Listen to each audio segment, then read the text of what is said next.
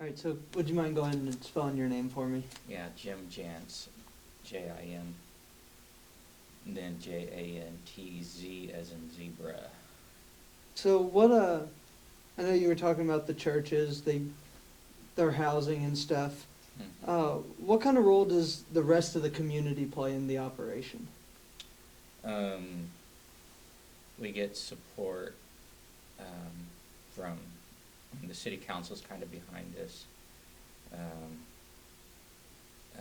Department of Health and Human Services, the Columbia Department of Health and Human Services is behind us, sort of supporting us.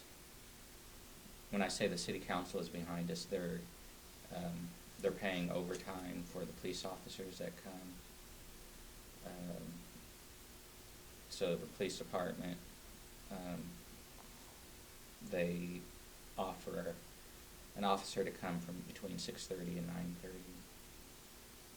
every night. What role does that officer play there?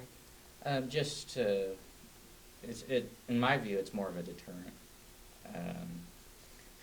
If word gets around in the homeless community that they have a police officer there, Mm-hmm. so if someone has a warrant, maybe they're taking a risk to come.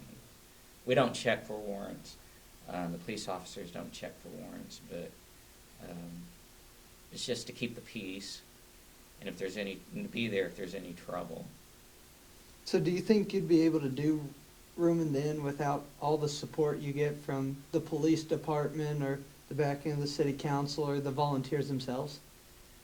We definitely need the volunteers, and so yeah, we'd have to just raise more money. If a church wants to get involved and help out, what steps do they need to do so that they can open up their church and take the load off some of the other churches?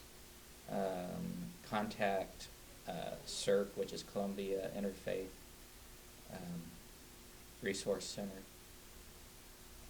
Particularly contact Janet Schisser. Janet, if you I can, so I think I've got the name somewhere, so. I have it on my text messages, so I can give it to you afterwards. Here, is there anything that you'd like to close with that maybe we didn't touch on? To me, I guess the very first time I was really, really involved, it was just amazing to see how all the churches came together, how many volunteers there were, how generous the people in Columbia are, generous with their time and with their donations.